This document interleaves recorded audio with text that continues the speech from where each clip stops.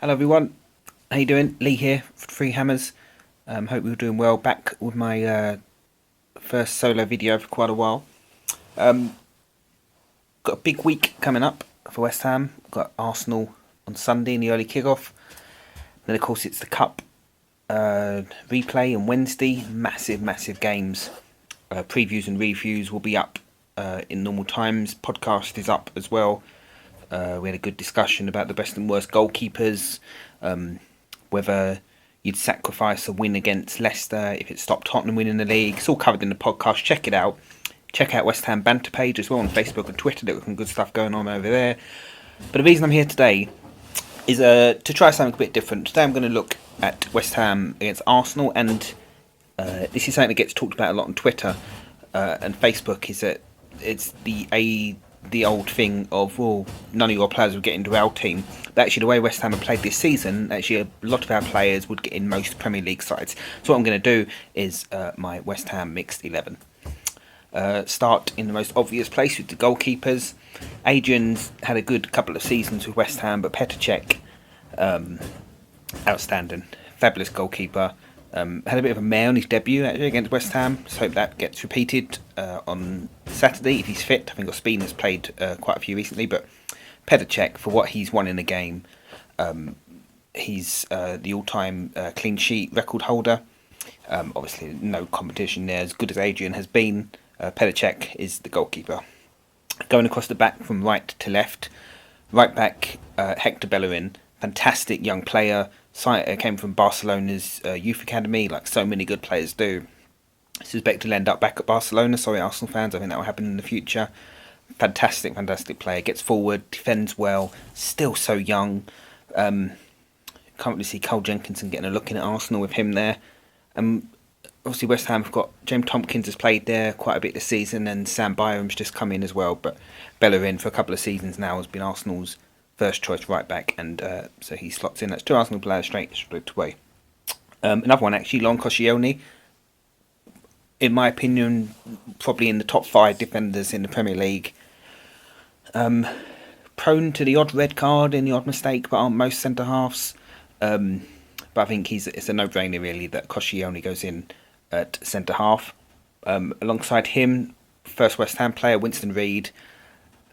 I'd say a hit and miss season, can be fantastic sometimes, but other times can make mistakes. Thinking back, the Chelsea match when he conceded that free kick right on half time, trying to chest it away. But he's had a solid season, and in my opinion, he's the best of our 4 centre halves, so he goes in.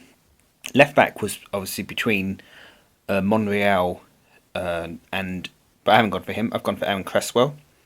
How Cresswell is not in the England squad, let alone. I think he should be the first choice left back for England personally. The way he's played, so consistent in the last couple of seasons. He scores goals, he sets up goals, he defends really well. He's the full package. He's what you want from a left back. He gets up and down that wing so well. For some reason won't get picked for England, but he's certainly making this team. So that's the back four. It's Bellerin, Koscielny, Reid and Cresswell. Nice even split, 2 from each side. Gone for 2 holding midfielders, and that'll become clear in a second when I show you the front 4. Cheku Kiarte, thankfully, is playing on Saturday after having his red card rescinded. I'm actually doing a bit of a disservice to say that he's a holding midfielder, because he's a box-to-box midfielder. He gets up and down so well, scores goals, tackles brilliantly. He's an absolute powerhouse. Again, a no-brainer for this side. And alongside him, I've gone for Coquelin. Came out of nowhere, was out on loan, I think at Charlton, came back because of injuries, and hasn't looked back really.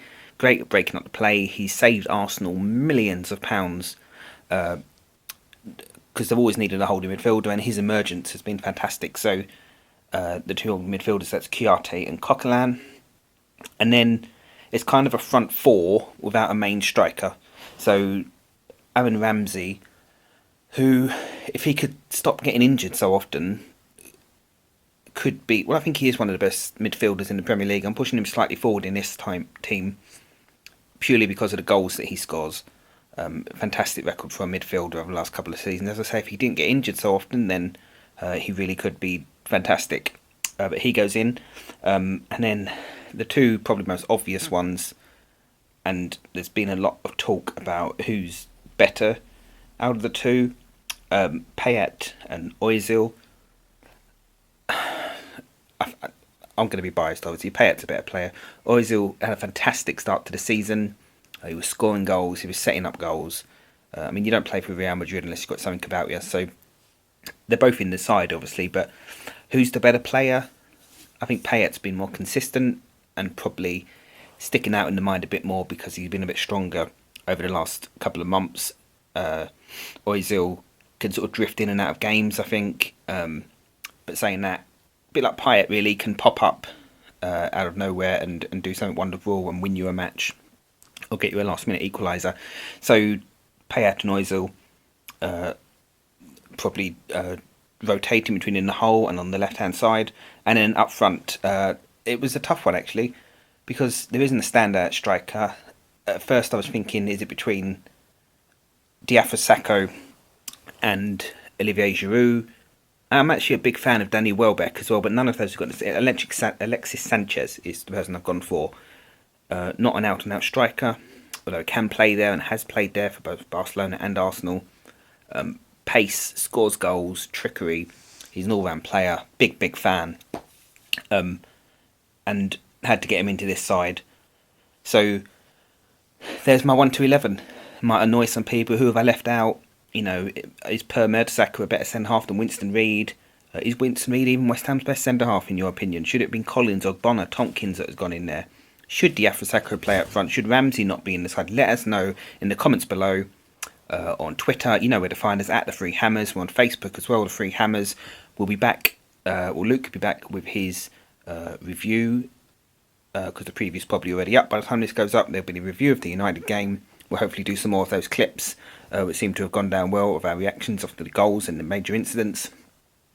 We'll then have the preview of the United game, and obviously on Wednesday the next podcast will come out, which, don't forget, is now available on iTunes, so get across there if you're fed up of seeing our ugly mugs. You can just listen to us. Let's hope we beat Arsenal. I said in the podcast, if you haven't seen it yet, check it out. I said I don't think we can win. I'd like to think we can get a draw. Maybe I feel more confident when I wake up Saturday morning. Go across, check out the preview, which Luke has just done. That should be up before this video, so check that out. Get you in the mood for Saturday's match. Watch this, let us know what I've done wrong in your opinion. Let us know, maybe it is Adrian over Czech, who knows. Just let us know in the comments below. And until next time, have a great weekend, enjoy the game. Let's beat Arsenal, let's go on and beat United. Come on, you Irons, don't stop believing. Don't stop